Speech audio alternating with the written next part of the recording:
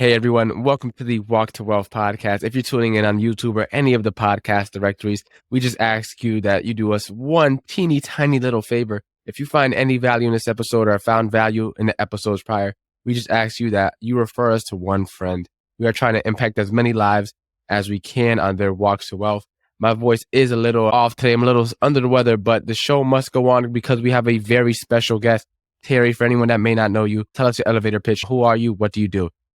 Well, John, thanks for having me on. I'm really looking forward to talking with you. My name is Terry Tucker. I am a motivational speaker, author, podcast guest on the topics of motivation, mindset, and self-development. I have a business administration degree from the Citadel in Charleston, South Carolina, where I played NCAA Division I college basketball, and a master's degree from Boston University. Professionally, I've been a marketing executive, a hospital administrator, a SWAT team hostage negotiator, high school basketball coach, business owner, a motivational speaker, as I said, but for the past 10 years, I've been a cancer warrior.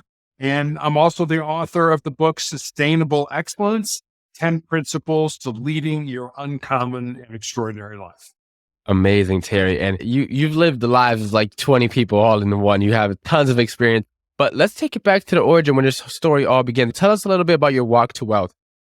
Sure. So I was born on the south side of Chicago. I am the oldest of three boys. You can't tell this from looking at me or from my voice, but I'm 6'8" tall. And as I mentioned, I played college basketball at the Citadel. I have a brother who's 6'7", who was a pitcher for the University of Notre Dame. Another brother who's 6'6", who was drafted by the Cleveland Cavaliers in the National Basketball Association. And then my dad was 6'5". So I sort of joked that if you sat behind our family in church growing up, not a prayer's chance you were going to see anything that was going on in front of you. But our 5'8" mother was the boss. It didn't matter how big, tall, strong we were. We were talking before we went on here about your grandmother and all the things she does for you and things like that. My mom was the same way. I mean, she was always going to the store, getting milk, getting all that kind of stuff. Mm-hmm. And I was the first person in our family to graduate from college. And when I graduated, I'm really going to date myself now, but this was long before the internet was available to help find a job. So I moved home to find that first job, and I found it in the corporate headquarters of Wendy's, the hamburger chain, in their marketing department. That was the good news. The bad news is I lived with my parents for the next 3.5 years as I helped my mother care for my father and my grandmother, who were both dying of different forms of cancer. I talked a little bit about my professional career. And then I guess I'll just round it out with my family. My wife and I have been married for almost 30 years. I have one child, a daughter, who's a graduate of the United States Air Force Academy and is an officer in the new branch of the military, the Space Force. Amazing. Wow. That's quite the interesting story. I want to ask you a couple questions before we get into today's conversation. Sure. I always ask this. What was money like, or at least the topic of money in your household growing up? Was it something that was like scarce, something that you talked about, something that was kind of swept under the rug, kept hush-hush? What kind of like financial beliefs were kind of instilled in you growing up? And how did those kind of shape, or if you had to overcome them, how were you able to overcome some of the financial beliefs that you were kind of instilled early on in your life? Yeah, I was very lucky. I'm very fortunate. I grew up in a family that was probably upper middle class. We really didn't want for anything, but my parents also didn't give us an allowance or anything like that. They felt that if you were part of this family, then you needed to contribute, whether it was cutting the grass or shoveling the snow or whatever it ended up they wanted us to do. So I took a lot of odd jobs. I would cut grass in the summer. I would shovel snow, go around, knock on people's doors, hey, I'll shovel your driveway, that kind of thing. And so that's how I got my money. And my very first job was I cleaned up the back room. I had a good friend of mine. Their last name was Baker, and they owned a bakery. And it was one of those bakeries where the bakers came in at 3:00 in the morning. Everything was made fresh. And so they just trashed the back room. And so I would come in around noon. I would literally clean the walls, the floors, everything, the tools, the appliances, everything they used and stuff like that. So I was not opposed to working hard. I was used to sweating in the summer because I had several neighbors that I cut their grass for. And like I said, in the winter, I took the snow shovel. There were no snow blowers or anything like that. took the shovel, went around and knocked on my neighbor's doors. Shovel your driveway if you'll pay me. And that's pretty much how money was in our house. And that's amazing. And having that, building that skill set of being able to go out there and get what's yours and being able to have that, I guess you could say that entrepreneurial spirit early on is how can I make money? What ways can I use to use what I have, whether that's your time or your athleticness to go in there and just do some hard jobs that most people don't want to do. A lot of people don't want to get out there in the cold. And you said, remind me again, how cold does it get in your winters when you were out there shoveling snow? In Chicago, I mean, it could get very cold. It could get below zero and things like that. So you just bundled up and you know what? You know with it. I mean, I think about it now and I don't ever remember saying, oh man, it's too cold to go out and do that. It was, hey, it snowed last night. Let's see if we can go make some money. Yeah. I think I went to Chicago one time in like February. I think it was like late February, a while ago. And like the wind was like horrific. I don't even think it was that cold of a day, but like the wind just made it so much worse. We were walking through like downtown Chicago, like, and it's just like, it would just smash you. Like, it's not like a calm breeze. It's definitely like a ruthless wind, like just striking at you while you're trying to walk. And so, it does. But it comes right off the lake and it picks up that kind of bone chilling cold that just goes right through you. It doesn't matter. Yeah. Bundled up yards. Like, oh, it's uncomfortable. Exactly. And so, Terry, you've been able to build a very good life for yourself. And I know that you kind of came up with a strategy and there's some truths that you've been able to hold near and dear to your heart that has been able you to ascend to the levels that you ascended to. The first of which kind of being controlling your mind, or it will control you. Kind of what are your thoughts there? What made you come to that realization? And tell us a little bit more about why that's one of the 4 truths to building a wealthy life. Yeah, and it's one of the 4 truths. And I think about it, I think it's probably the most important truth. And I came to this truth actually fairly early in my life. When I was in high school, I had 3 knee surgeries. And I remember when I went back playing basketball after those surgeries, my brain was putting all kinds of negative thoughts into my mind. Things like, hey, you're probably a step slower since the operations and college coaches aren't going to be interested in recruiting you. And I remember thinking, wait a minute, I'm still playing at the elite level. Coaches are still reaching out about the possibility of playing for their college or university.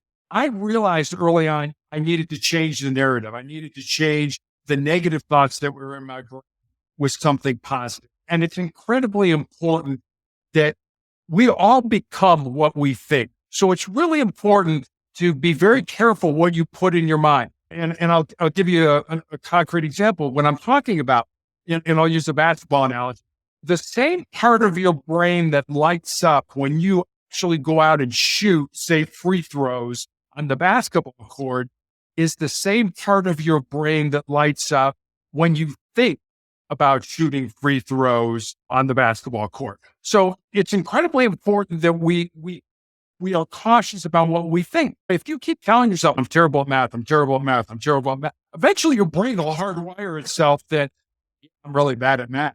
And so I always encourage people, and people ask me, how do you take negative and turn it into positive? And when I used to say, well, you flip the switch, and done more reading and research. And what I found out is it really kind of depends on the type of person you are. Some people like that negative reinforcement. You're terrible at this. You're lousy. You're never going to be any good. They use that as motivation to get themselves on the right track. So if you're one of those people, then by all means, take that negativity and use it to your benefit. There are people like me who that really doesn't do much for. I need to be sort of present and first person. Like, I need to change that narrative. I am successful. I am positive. I am going to make this work. So it's an I kind of thing. But then there are also a group of people that still want the same thing, but they don't want to be that close to it. They want a little bit distance when it comes to that negativity. So it will be more like you. You will be successful at this. You can make this happen. You can turn this into something positive, whatever that is. So you have to figure out what kind of person you are. If you're one of those people that are like, you know what? You can tell me all the negative stuff in the world. I'm just going to take that, burn it as fuel, and make me a better person. Or like myself, who want to say, I'm going to be good. I'm going to be successful. Or are you the kind of person that, wait a minute, that's a little scary. I want a little distance with myself. So I'm going to make it a you kind of thing. You can be successful. You will do a good job at this. So define what kind of person you are and then change the narrative to something that works for you. That's some amazing advice. And just kind of based off what you were telling me, I was doing a little bit of reflecting in my life. Back when I was in middle school, I used to like flip all the time. Used to like backflip, front flip, all that stuff at the park. And so me and one of the guys, whenever it would be my time to go, you especially when you get on top of something. So I used to like flip off of slides and things like that. And like you don't always have like a railing hold on to. So you kind of have to get up there, like catch your like balance a little bit and then flip immediately, right? You don't have time to like hold something and then flip off of it, right? You have to set your feet and as soon as you set your feet, kind of just flip, right? And I would always tell my friends, like, tell me I can't do it. Say I won't. Say I won't. I was at negative. I was like, say I won't do it. And you said, if you tell me I won't do it enough time, it's like, all right, shut up. I got to prove you wrong now. And then I just flip, right? I just used to just throw myself. And then that first one, I always be terrible because it's more so like me throwing myself. But then after I get over that hump of the first one, it's like, okay, I did it. And then after that, I just get up there and I start doing my thing. But it takes a lot of, you won't do it, John. You won't do it, John, for me to finally to get to that point where like I have enough negative fuel, I guess, stored up for me to sort of burn it into doing, at least at that point in time, it was flipping. But I always kind of been that I've done well with negativity just because I don't know why I was wired that way. But like, that's just kind of how I always was able to get more motivation. When someone told me I couldn't do something, it's like, you just watch.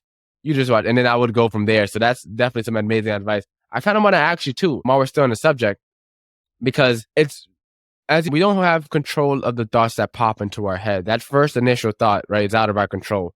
And a lot of people, because they don't have control of that initial thought, they think that, controlling your mindset is controlling what comes in. It's like, no, what comes in, right? You could try to block off, maybe talking to a negative person. You might turn the news off, but negativity is going to find its way into your brain. Like we're wired to protect ourselves, to stay in our comfort zone, right? So it's out of a protection. So what kind of advice, once you find the type of person that you are, what kind of advice would you give to then also help change those negative thoughts into something like, okay, I now know that, for me, it's like, I now know that I'm a person that fuels off of negativity. It's like, how else for the people that just need a little bit of extra help, would they then change those thoughts into turning into something that can actually benefit them? You're absolutely right. I mean, the Cleveland Clinic did a study and I believe the numbers were on any given day, we have 60 to 70,000 thoughts that pass through our minds, most of which we don't even pay attention to. So if you get to the point where you realize, people always get excited, I had a negative thought, that must mean I'm a negative person. No, we're human beings. Like you said, we have self-preservation modes where our body's like, if you got up this morning and said, hey, Terry, I'm going to go skydive, your brain would be like, wait a minute, John. Hey, the plane might crash or your parachute may not open. So your brain would put all that stuff in there as a self-preservation mechanism to keep you from doing something dangerous. But as you said, the only way we're going to grow is if we step outside those comfort zones. When I was coaching high school, I used to always remind my team that they needed to become comfortable with being uncomfortable. So you're right. Don't get all excited when negative thoughts come into your mind. We're human beings. Those things are going to happen. The first thing I think you need to do is recognize that, wait a minute, that's not something good. That's not something positive in my life. And then change it. However you want to change it. Like, I don't think that's a good thing. I know I'm going to be successful, or you're going to be successful. You can get through this. You can do whatever you do, whatever type of person you determine that you are. And then over time, and it's not like you just flip the switch and all of a sudden you're a glass half full person.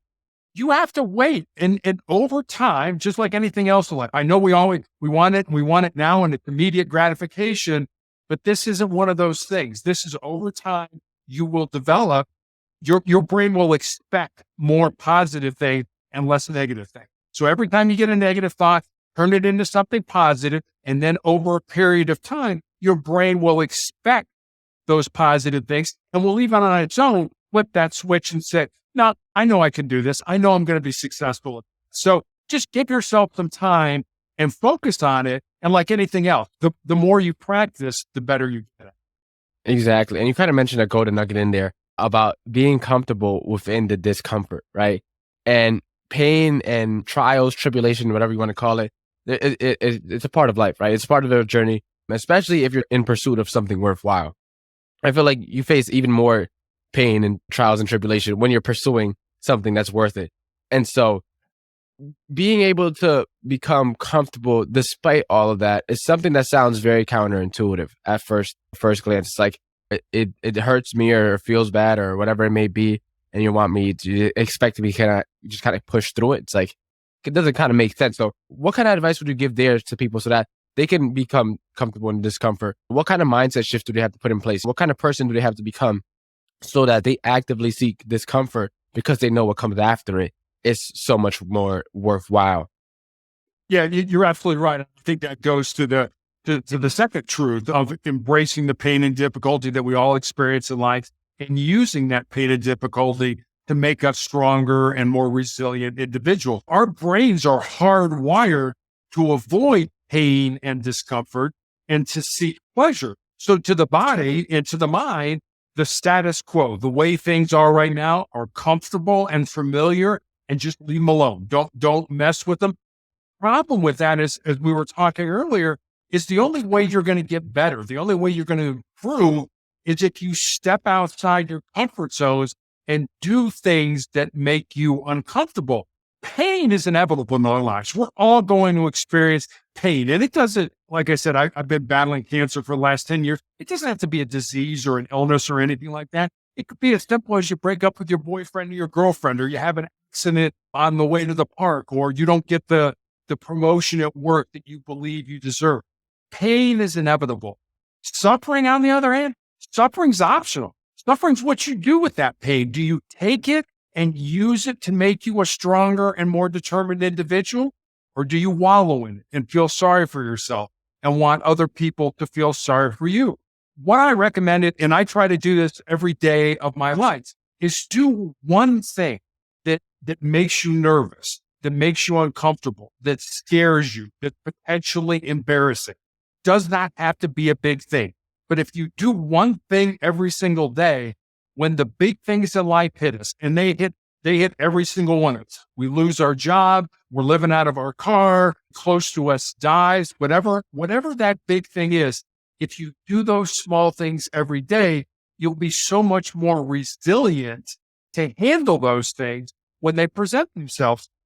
And what I always recommend to people, and you're right, this is absolutely counterintuitive to what we're used to, is instead of running from pain, instead of trying to get away from it, take the pain. Take that pain, flip it inside of you, burn it as fuel, use it as energy to make you a stronger and more determined individual. And people say, oh, Jerry, you 10 years of cancer, I could never do that. Well, first of all, you're right. If that's your attitude, you're right. You can't. And I've had people say to me, Jerry, I could never do what you did. I could never go through what you've been through. And depending on what kind of mood I'm in, a lot of times I will say to them, yeah, you're right. You can't, because you've already decided in your own mind that you can't do this. Why would you start anything, whether it's starting a business or going to school or starting a new hobby, whatever it is? Why would you go into any of that stuff saying, you know what, I'm going to blow this. I'm not going to be successful. There's no way I can do this. Why would you even start it then? So when people say to me, I could never do that, I always say, yeah, you're right, because you've already determined in your own mind that you can't do that. Give yourself an opportunity. It's amazing what you can do if you allow your mind to work with you. There was a basketball coach at Indiana University when I was growing up by the name of Bobby Knight, and he had a great saying. He said, mental is to physical as 4 is to 1. So here's this great coach, elite athletes to be great basketball players on the court. But what he's really saying with that quote is that your mind or your mindset is 4 times more important than anything your physical body is going to do. And that's some very good advice. You mentioned a bunch in there. And one of which that I kind of want to unpack a little bit is a thought that I personally never heard before. So the idea that pain is inevitable, but suffering is optional. I've never heard anyone say that. So you mind elaborating a little bit on that thought? What made you come to that, that thought, and you explain kind of the thought process behind that? Because that's something I never heard before. Yeah, that's a saying that it's been attributed to a lot of people. It's been attributed to a gentleman in Japan. It's been attributed to Benjamin Franklin, one of our founding fathers in the United States. So I don't know exactly who said it. So the fact that I don't know who said it, I just used it, and it's not mine. I wish it was. I wish I was that eloquent to be able to come up with something like that. But it's something that I guess I've experienced in life. It's something that through my cancer journey, through having my foot amputated, my leg amputated, and things like that, that you realize that, yeah, this hurts. That this is really tough stuff. But if you use that pain to make you stronger, then you're not suffering. It still hurts. Don't get me wrong. You're still in physical pain, but you're not suffering. You're only suffering when you start blaming yourself. You're only suffering when you start feeling sorry for yourself. And don't get me wrong. I'm still being treated for cancer. I mean, you're looking at me right now, John. There's no it's on my chest. I'm not wearing a cape flying around with. So understand that, yes, I have bad days. Get down, I cry, feel sorry for myself. But when I do, I remember two stories. Number one was a study that I read about in the 1950s at Johns Hopkins University here in the United States with a professor that did a very simple experiment with rats. He took rats and he put them in a tank of water that were over their head. And he wanted to see how long the average rat could tread water. And the average rat treaded water for about 15 minutes. And right as those rats were getting to sink and drown, he reached in, grabbed them, pulled them out, dried them off, and let them rest for a while. And then he took the exact same rats, put them in that exact same tank of water. And the second time around, those rats treaded water on average for 60 hours. So think about that. The first time, 15 minutes. 15 minutes. I'm not going to fail. I'm going to die. My life is going to be over. The second time around, 60 hours, which said to me two things. Number one, the importance of hope in our lives. We have to believe, maybe not today, maybe not next month, maybe not even next year, but at some point in time, our life will improve. Our life will get better. And the second thing it taught me was just how much more our physical bodies are capable of than we ever give ourselves credit for. I think everybody has a breaking point. That breaking point is so much further down the road than we ever give ourselves credit for. We quit, we give up long before our physical bodies are ready to give out on us. So that's the first story. And the second story kind of dovetails with it. My wife works with a young man who's a former Navy SEAL, and he's kind enough on my off weeks when I'm not being treated to call me and check up on me. And we talk about a bunch of things. And one of the things we talk about from time to time is what the SEALs call their 40% rule, which basically says that if you're at the end of your rope, if you're done, if you can't go on, you're only at 40% of your maximum, and you still have another 60% left in reserve to give to yourself. So the next time you don't think you can get off the couch and go to the gym, or the next time you want to hit the snooze button and don't want to go to work or go to school, remember, you still have another 60% left in reserve to give to yourself.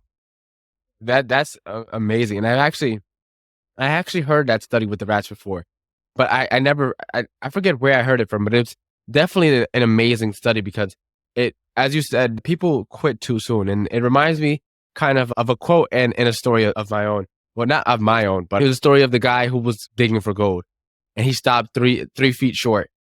And he decided to turn back around because he couldn't find any gold. And then the other guys came back into where he was mining at, and they decided to continue, and they found a gold mine. And it kind of tells you, similar to what you were saying, that most of us give up way too soon. And that if we just stuck with it a little bit longer, just a little bit more, we have a gold mine right in front of us. But we, as I said, we give up too soon.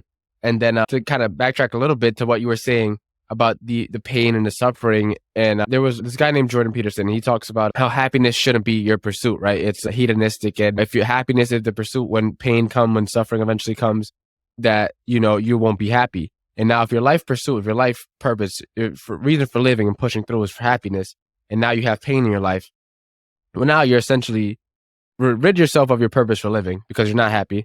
And then you also are going through pain. So now, not only are you in pain now, but you have no purpose as well.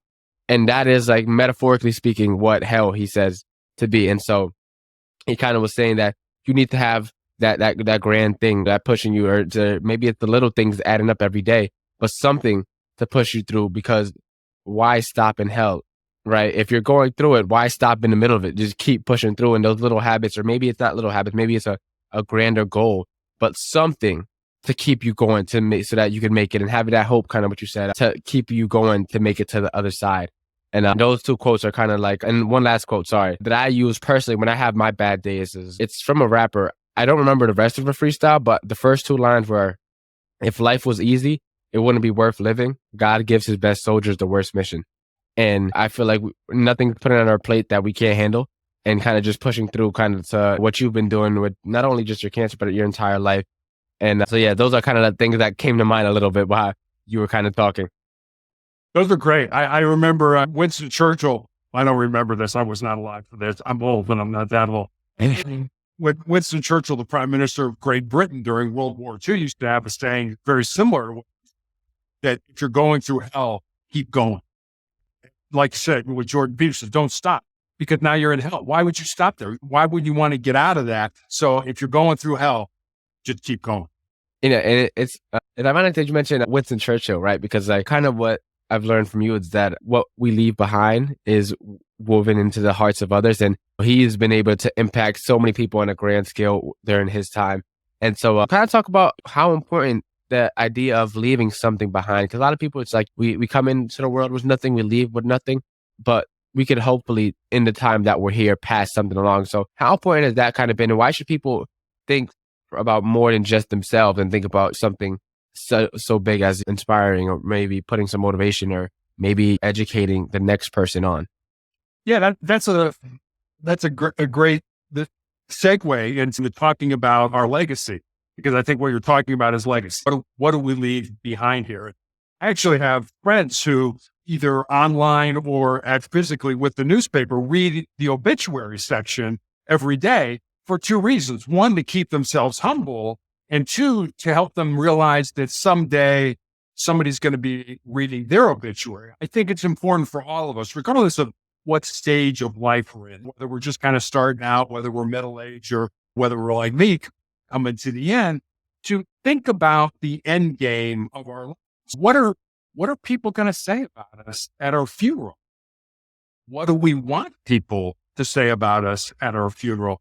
When I found out I was going to have my leg amputated and I had these tumors in my lungs, I went with my wife to the mortuary and to the cemetery and to the church, and I planned my funeral. And because I go on podcasts like yours, or people have read my book, or they've heard me speak in person, I got some feedback from some people that were like, planning your funeral, that's kind of defeatist, isn't it? And I would look at them like, well, the last time I checked, we're all going to die. I don't think anybody's working on a cure for life right now. Every one of us, John, is going to die, but not every one of us is really going to live.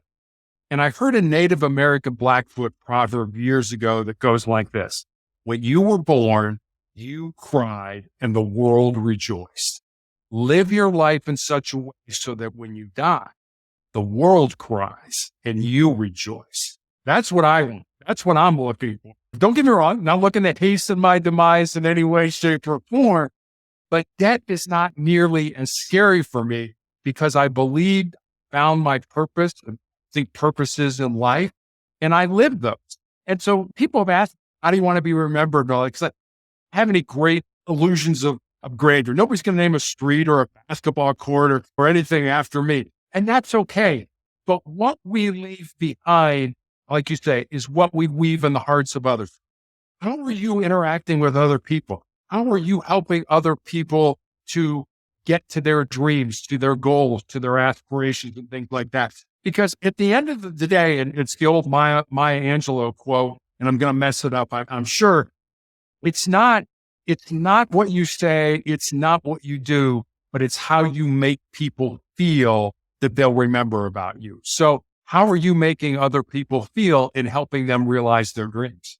Yeah, and that definitely reminds me of a couple quotes as well. This one battle rapper, he once said in one of his freestyles, like, right now I'm not living, I'm just breathing. And that makes me think about how a lot of people are just breathing every day. And they're alive, but they're not really living. They're not living out their truest potential, not living out their purpose. And it reminds me of another quote I heard very recently at one of my speaker schools. This one lady said, I think it's, I forget his name of the actor. I think it's Morgan Freeman, maybe.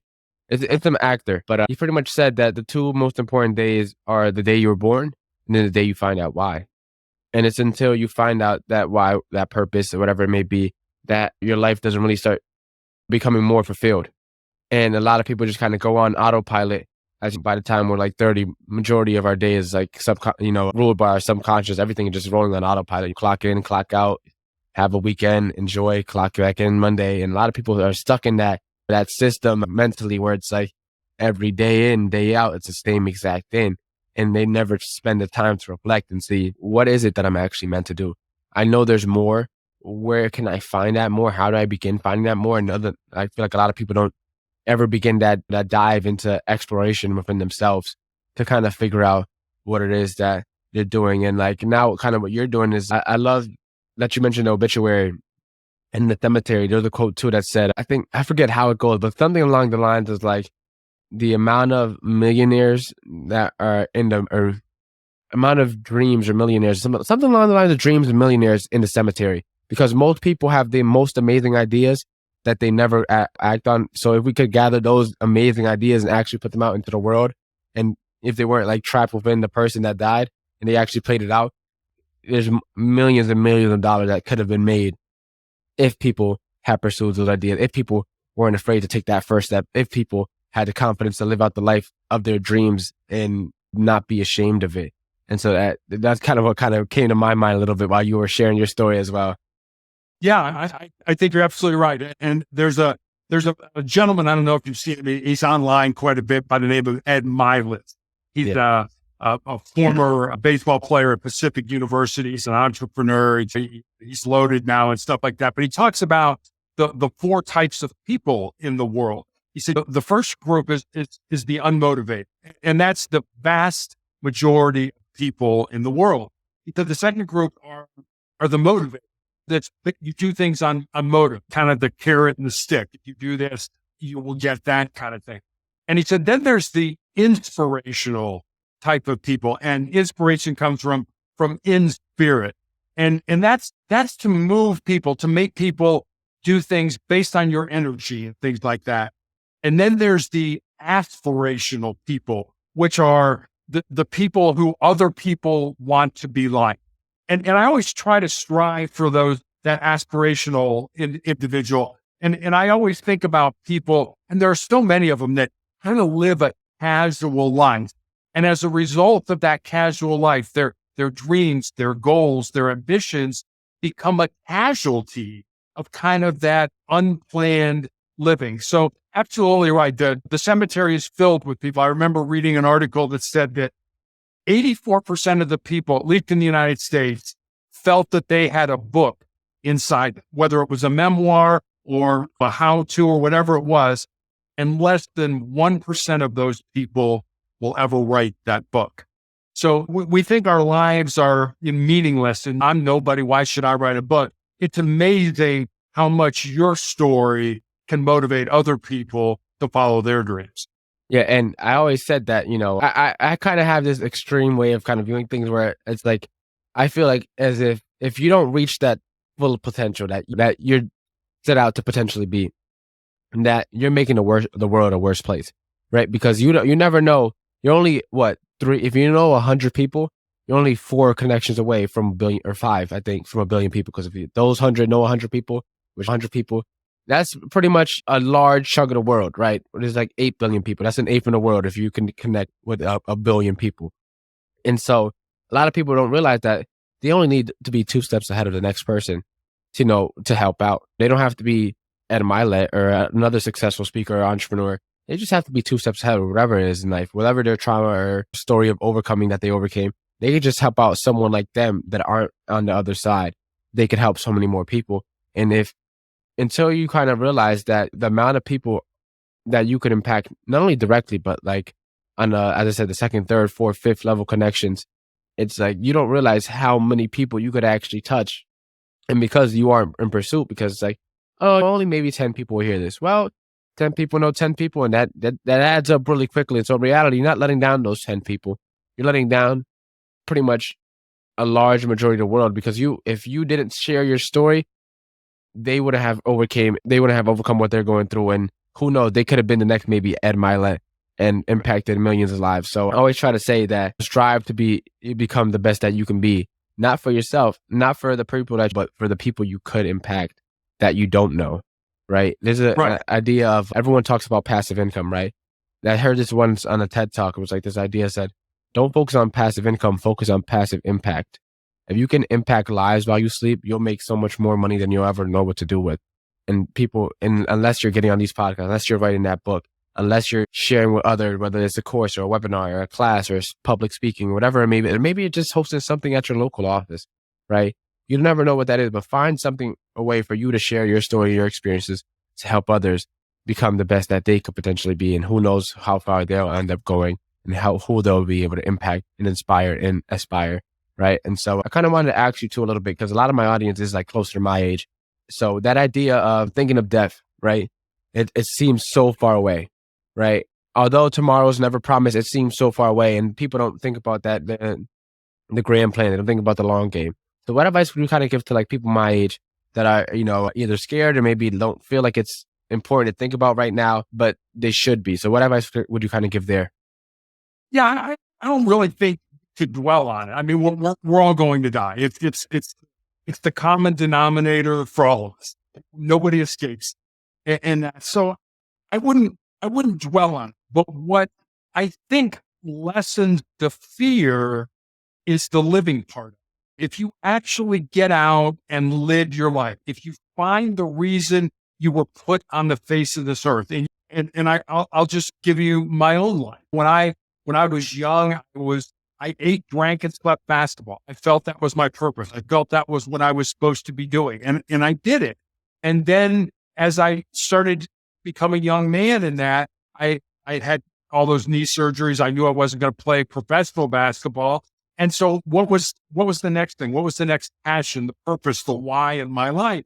And for me, it was law enforcement. And I kind of got to that I mentioned my dad was dying when I graduated. And my grandfather was a Chicago police officer from 1924 to 1954, and was actually shot in the line of duty with his own gun.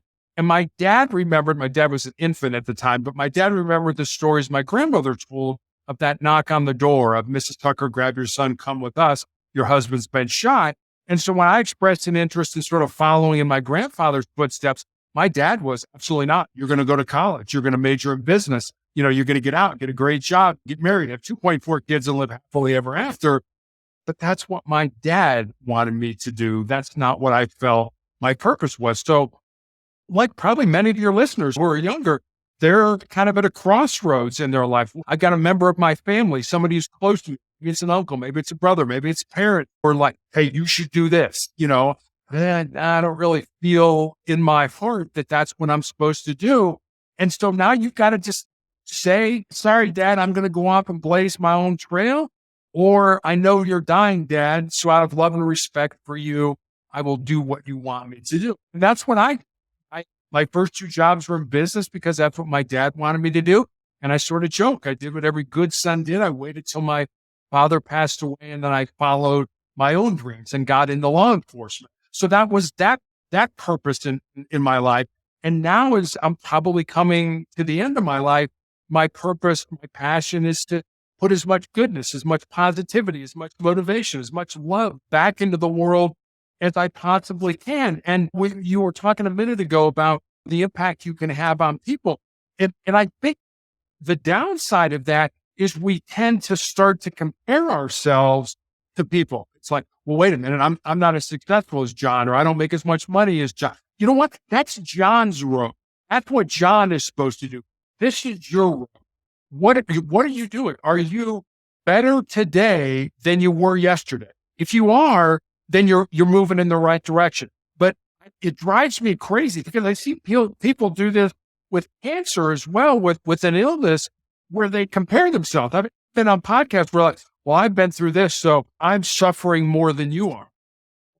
Why are you comparing your suffering to mine? I'm not comparing mine to yours. My cancer journey is my journey. All our journeys are individual journeys. And I think it just frustrates us. It makes us anxious. It makes us feel like, we're doubting ourselves when we compare ourselves to other people, don't live somebody else's life, live your own life. And that's some amazing advice. And I know that kind of segues perfectly into our fourth truth about never quitting. As long as you don't quit, you can't be defeated. And you kind of just showed that in your story without even trying to, because at every point in your life, critical point, instead of quitting, you pivoted, right? Okay, I got a couple basketball injuries. Maybe I should just sit down and do nothing. Nope, you pivoted. What was the next thing? You got into, you wanted to do law enforcement, but your dad was like, nope. All right, you pivoted. Boom, you got your degree and got into business, and then you pivoted, right? And you constantly been pivoting and pushing forward. You got cancer. Instead of quitting, you pivoted, right? How can I get over this? How can I get through this? How can I still continue to live out my purpose and help others? And so kind of what advice would you give around the thought of, as long as you never quit, you can't be defeated? Yeah, I think that's pretty self-explanatory. But the way that works for me is this. Someday my pain is going to end. It may end through surgery. It may end through some type of new medication. Quite frankly, it may end when I die. But if I quit, if I give up, if I give in to pain, then pain will always be a part of my life. So again, I go back to what we were talking about earlier.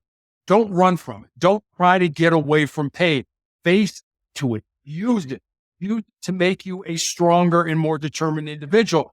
And I promise you can do this, because I am, and you can ask my mother this, I am the biggest wimp in the world. So if I can take pain and I can use it to my benefit, I can use it to make me more resilient, I promise you, anybody who's listening to John and I talk here, you can do the same thing. You can take that pain, whether it's emotional pain, whether it's mental pain, whether it's physical pain, and you can use that to make you a stronger and more determined individual.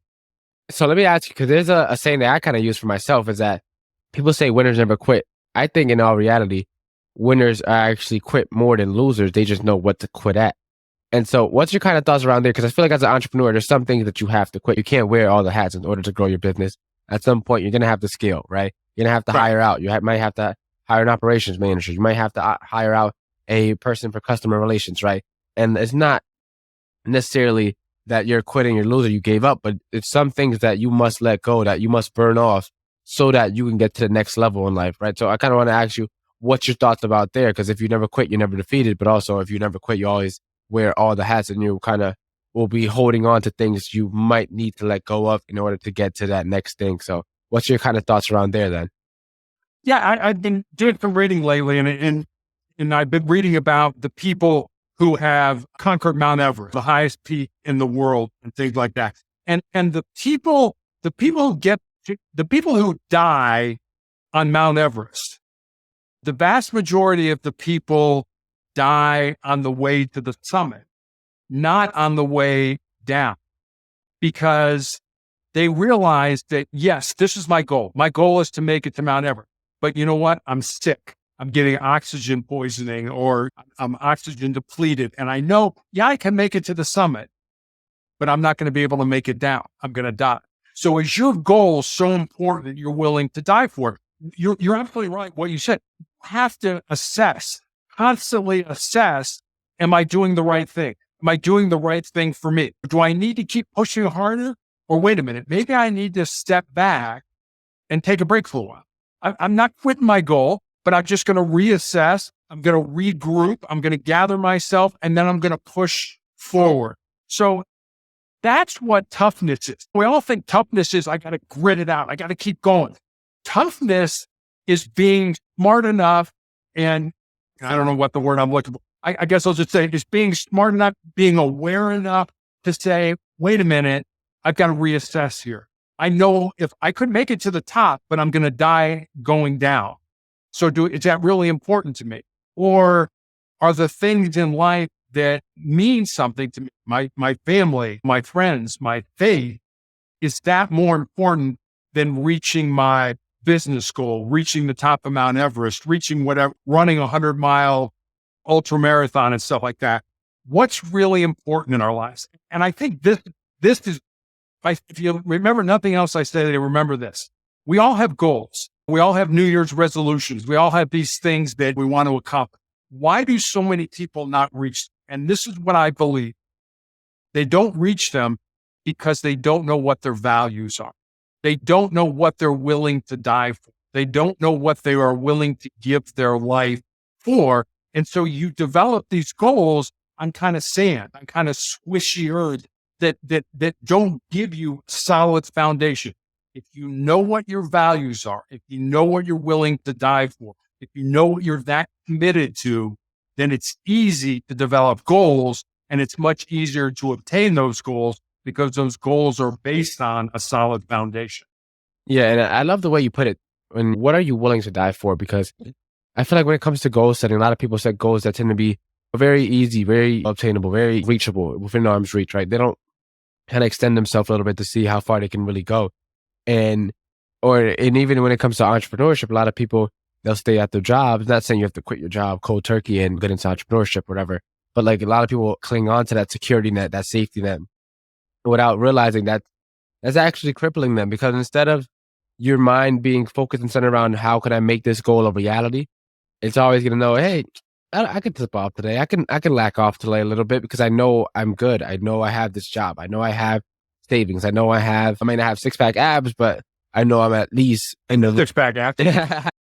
But like, I know I'm at least in the healthy body weight zone, right? So they set these goals and not realize that their safety net that they're using sometimes can also be the most crippling, most paralyzing factor without them really realizing it.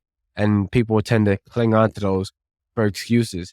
So then let me ask you, for someone who is still relatively young, most people either they're still living in our grandparents' houses or at least in my case, our parents' houses. And so it's like, we're not usually worried about like mortgages and stuff like that, or hopefully we don't have a kid already. And so like if it's hard to find meaning at first glance. When you put enough thought to it, anyone can find meaning. But like, what kind of advice would you give there for people to realize that, hey, although they don't have the most responsibilities in the world, they still have meaning in their life. They still could tie their goal to something so that they could push through.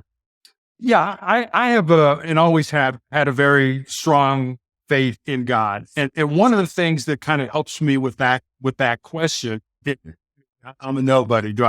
Nobody cares. It wouldn't matter if I'm here tomorrow. I always think about this. There's never been, nor will there ever be, a person just like you.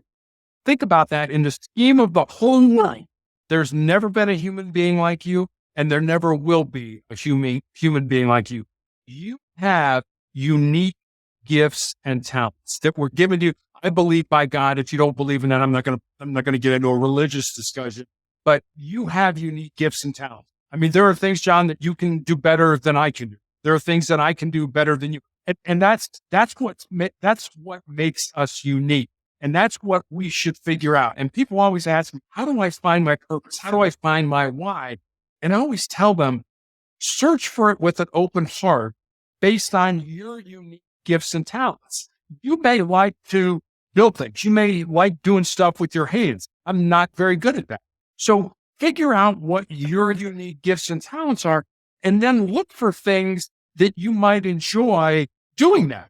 And it's really a process of elimination. And you're absolutely right. People get into their 20s and their 30s and they get frustrated and haven't found out what I'm supposed to do. And I'm not making the money I want to make. And I'm still living in my parents' house. And they quit and they sort of throw up their hands and they're like, you know what? I'm done. But I always tell people, for example, Kentucky Fried Chicken. I use this example all the time. Colonel Sanders, who started Kentucky Fried Chicken. And I know everybody laughs when I say Kentucky Fried Chicken, but Colonel Sanders started Kentucky Fried Chicken when he was in his 60s. Now, what if he would have in his 30s been like, you know what? I'm done. Forget it. I'm going to stay where I am. Like we were talking about before we started to record. It's like Groundhog's Day. We get up, we go to work, we do our thing, we come home, we eat dinner, we watch TV, we go to bed, we do it again. And we do the same thing over and over and over, and we're bored out of our mind. What if Colonel Sanders would have done that when he was in his 30s? We wouldn't have Kentucky Fried Chicken. Grandma Moses, who was a painter, started painting in her 70s. What if she had not started? What if she had 30? Like, I'm not painting anymore. I'm not selling anything. None of my paintings are selling. Don't worry about your age. Don't worry about the fact that, hey, I haven't found my purpose yet. If you keep searching for it with your heart based on your unique gifts and talents, I promise you, it will reveal itself at some point in time in your life. I don't know when that's going to be, but boy, think about how exciting your life is going to be when that day comes to your life. Man, I found it. I got it. This means something to me. Don't quit.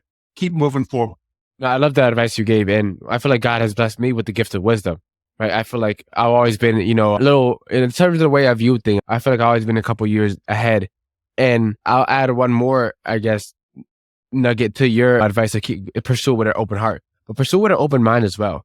A lot of people think like, oh, no, I'll never do that. Or, oh, that's not for me. Or, oh, I'm not good at that thing or whatever.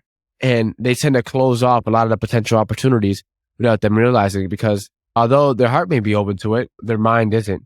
And usually a lot of people tend to see something, if their mind closes it off, it doesn't make sense to them. It's like, well, that's all the logical thinkers out there, right? They immediately wipe off all their opportunities. And so I think that's some great advice that you mentioned today about the 4 truths that pretty much anyone can use to build a wealthy life, no matter where you are, no matter if you're Colonel Sanders and you're 60, or no matter if you may be younger than me and maybe in high school and listening to this. It's like this advice like this is proven, right? It stands the test of times, right? For example, like, it reminds me like some certain books like Richest Man in Babylon. Those financial principles have been around for thousands of years. In the same way, advice that you're saying, it'll be around forever. And so I wanted to kind of ask you, where can people find you if we want to learn more about what you're doing and hear more nuggets and wisdom, such as what we talked about on today's episode? Yeah, I have a blog called Motivational Check. Every day I put up a new thought for the day. And with that thought comes maybe a question about how you could apply that into your life. On Mondays, I put up the Monday morning motivational message, which sometimes is a video or a story that I find online that I think has some relevance that people could get something out of. I also have recommendations for videos to watch, books to read. My social media links are on there. You can get access to my book, Sustainable Excellence, or you can just leave me a message. You tell me, hey, I listened to this podcast. I thought you were full of baloney. You're an idiot. Or, hey, I really loved it, or whatever. That's okay. I like other opinions. I like to learn. I want to die learning. I want to be one of those people that dies learning. So I don't have all the answers. So please challenge me. Tell me what you think and stuff like that. It's all available at motivationalcheck.com. And so, Terry, it's now part of time for my favorite segment of the podcast episode, the final 4 questions. The first question, I feel like may be hard because you have so many lessons in life, but what would you say is the most impactful lesson that you've learned over the course of your life? When I was a young kid, I went to a basketball camp, and my height and my talent were such that I was probably good enough to play with the older kids, or my age was the younger kids. And so I had a choice, and they put me during the camp with the older kids. They put me with a skill level that would make me develop. But at the end of the camp, there were a bunch of contests, free throw shooting, other kinds of shooting contests. And so I thought, you know what? I'm going to shoot with the younger kids, my age group, because I think I could beat them. Well, I lost. I remember a coach came over to me at one point, put his arm around me. He's like, why'd you do that? Why'd you shoot with the younger kids when you've been playing with the older kids all camp? I said, because I thought I could win. He's like, I've been watching you. And I think that if you would have shot against the older kids, you would have won that competition. You would have done that. And what I learned is when you compete against people that are better than you, and I always recommend this, you should have people in your life that are around you, your inner circle, people that are smart, people that motivate, because you'll get smarter. You'll get more motivated based on having those people around you. When you have people that are better around you, it forces you to raise your game. It forces you to bring your A game every single night. And that's one of the biggest lessons I learned when I was a little kid. Amazing. What is the most admirable trait that you could find in a person? Character. What kind of person are you? Not what kind of person are you when you're winning? Because it's easy to be a good person when you're winning. What kind of person are you when you're losing? One of the most successful sports franchises in any sport of all times in any country are the All Blacks, the New Zealand national rugby team. And when they're looking to bring a player or a coach onto their team, obviously they look for technical competency. They want somebody that's really good. But the 2 things they look for are character. What kind of human being are you? And secondly, humility. you know what? You don't have to have all the answers. And I think back on my life, the number of job interviews I went to where I was like, man, I better have all the answers to all the questions. Otherwise, I'm not going to get this job. What the All Blacks say is, you know what? You don't have to have, you individually don't have to have all the answers. Us collectively, us as a team, we will figure out the answers. So I think character is a trait that I look for in everybody that I want close to me. Amazing. If you had to recommend one book to change someone's life, what book would you recommend? The book where I got the character and the humility, there's a book called Legacy. It's written by a man by the name of James Kerr. And Kerr basically had access to the All Blacks, to the New Zealand national rugby team. And he wrote a book about it. And it was amazing. I couldn't put it down. I took like 4 pages of notes reading it. So I would recommend to anybody the book Legacy. And of course, my book, Sustainable Excellence. But no, the book Legacy is definitely one I would recommend people pick up. Okay. And the final question is, we're already on the topic of legacy. What legacy are you trying to leave behind? I think at this point in my life, like I said earlier, I'm just looking to put as much goodness, positivity, motivation, and love back into the world as I can right now. And I know that doesn't sound real sexy or it's not real macho and stuff like that. And I think that's okay. I remember when I was growing up, there was a basketball coach at UCLA by the name of John Wooden. And I remember I loved Wooden, and he was one of the most successful college coaches at the time. And I was listening to an interview he was giving, and the reporter asked him, what's the most important thing you want your players to learn or to understand? Not just be successful basketball players, but to be successful human beings. And I was all set, a pen and paper and a pencil, and I'm like, okay, coach, give me some good X's and O's, things I can apply in my life. And he said love. He said, love is the most important word, the most important thing in any language. Loving ourselves, loving our creator, loving our fellow man, loving what we do for a living, loving our purpose, whatever it ends up being, love is the most important thing in the world. So like I said, I know it's not real macho to talk about love, but if you think about love in context of what you do and who you are, it's an incredibly important thing. And with love, you can pretty much do anything you want in your life.